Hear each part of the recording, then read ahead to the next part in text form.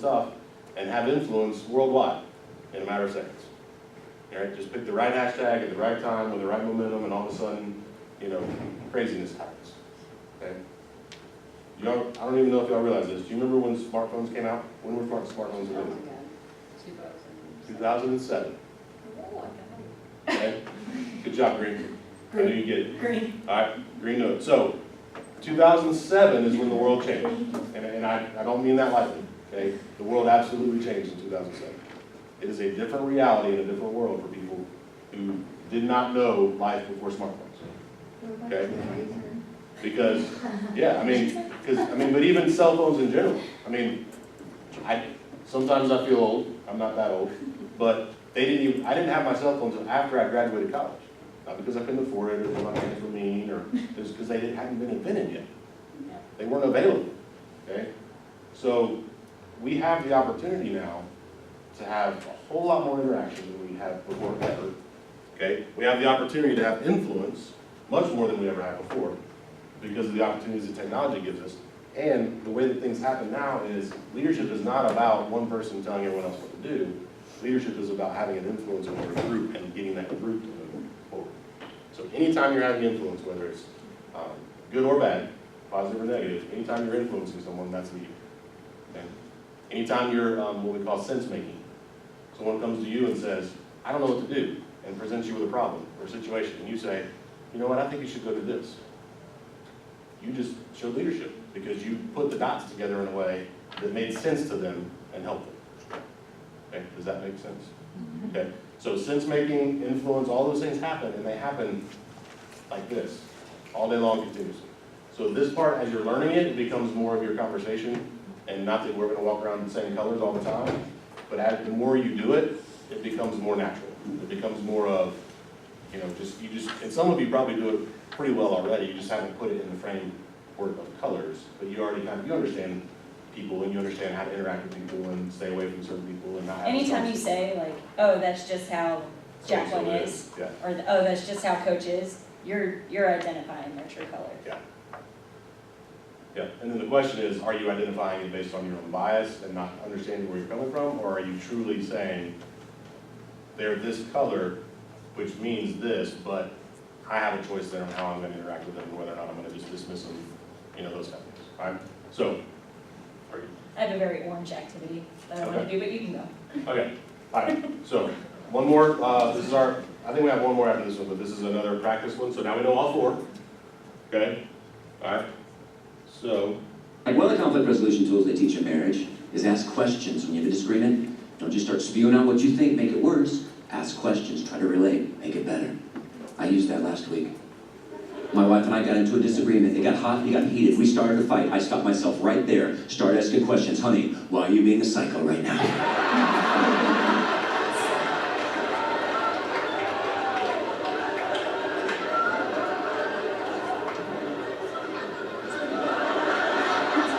Men and women text differently. Like when men text something, it's just a couple of words, send. That's all I had to say. I have nothing left, brother. I'm tapped out right now. When I get another thought, I will send that out to you. But right now, just a couple of crickets playing racquetball up there.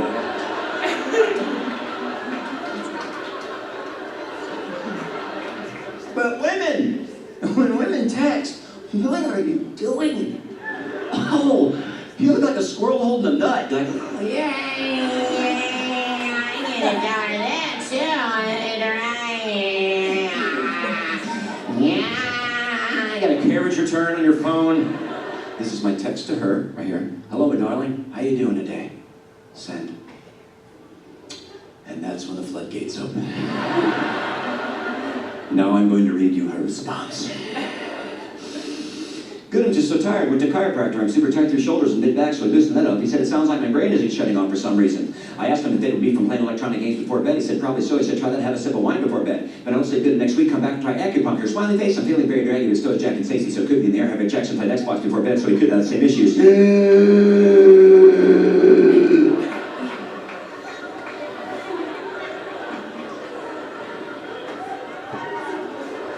So I text back, okay.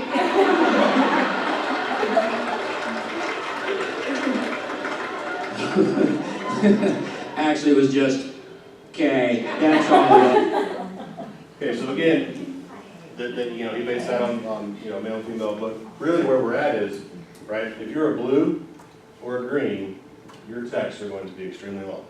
Or full of emoticons.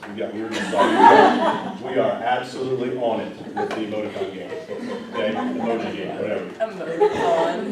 What's emoji, right? This side is all about form and function, right? Either move on to the next thing, or you're stressing out my day. Now, I'm gonna tell myself a little bit, okay? If you look at my phone, okay, I'm blue, and it's blue here, which I think is funny that iPhone got it right, because when you're blue, the stress is blue. And then gray is when you're listening. So this is me and my wife. Oh, man. Jason, I'm so Wikipedia. Wow. Oh Oh, my God. Stop. Okay? I would get so tired. Now, If I could communicate in just let me explain something. My wife is very much a gold. However, her blue is number 2. Okay? I am a green and a blue, which means not only do I process everything and want to get out information, but I've also tried to figure out exactly what she's feeling at that moment and where she is so that I can frame it in a way that creates the best opportunity for success in a conversation. So if I know she's at the doctor with the kids, I'm going to try to be quick, but I'm going to say I'm going to be quick. Okay, I know you're at the doctor with the kids. I know it's probably stressing you out. Blah, blah, blah. And she's like, would you just say it? Like, just say the words that you're trying to get out, not the 15,000 words about what you're about to say. Okay? So we've had to learn how to communicate better, right? But then there's other times where I'm short and quick, trying to make it right. You know, like, okay, I'll be home later. Well, where are you going? What are you doing? You know, and I'm like, oh yeah, I forgot. She's a gold, so she knows a schedule. Not necessarily about the emotion side of it, but so I misread sometimes. So that's where the conflict happens. That's where you have that, you know, conversation where you have to realize, okay, if I know I'm a big talker or a long talker or that other part of the communication, then I've got to shorten this a little bit, okay? Not all the way. Don't take out your personality, okay? But just be quicker, or maybe send a text, you know, or an information a little bit at a time, okay? Maybe not where they have to do this to read, right? Okay? And then the other way is if someone's being short, and that's just the way they are, and don't use emoticon or emojis or whatever, and they don't do anything more than just yes, okay, don't read into that they're mad at you, right? Because that's what we do a lot of times, right? We'll hear get a short response, and then there's no emoji or nothing to know what they're really feeling, and then you're like, are you okay? Yeah, I'm fine. But really, I mean, is everything okay? Yes, I'm good. Yeah, I'm doing something. Okay, but I just wanted to check because the last 2 responses were kind of short. And they're like, will you leave me alone? I was fine. Now I'm mad, you know, because you keep texting me. But before I wasn't. All right, so I'm going to do one last thing. This is our last one to check and see where we're at. And then we'll move on. I know it's 12 too, so we got it. It's just, there's all this pressure, you know? And I hate to end seriously, but And sometimes it feels like it's right up on me, and I can just feel it, like literally feel it in my head, and it's relentless, and I don't know if it's gonna stop. I mean, that's the thing that scares me the most, is that I don't know if it's ever gonna stop.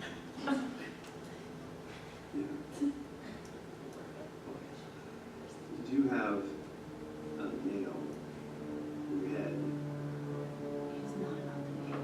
Are you sure? Because, I mean, I'll bet if we got that out of there. okay? Stop trying to fix it. No, I'm not trying to fix it. I'm just pointing out that maybe the nail is causing. You always do this. You always try to fix things when what I really need is for you to just listen. See, I don't think that is what you need. I think what you need is to get the nail See, out. you're not even listening now. Okay, fine. I will listen. Fine.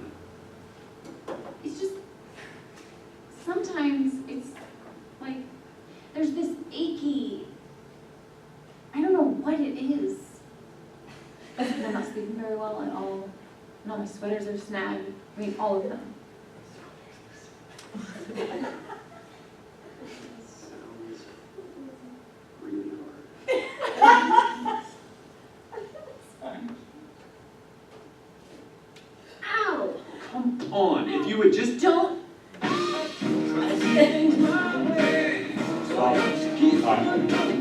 so I'll say this for the last thing, okay? Sometimes we have nails in our life. Sometimes we have things that we can't see. We want to make sure that somebody knows our pain and understands our frustrations, and we have to make sure they know and feel it before we can move on and take care of the problem. Sometimes we miss things. Then sometimes we're on the other side where we don't take the time to go, man, this must really hurt. I hate that this has happened to you. Now let's move on towards the solution, okay?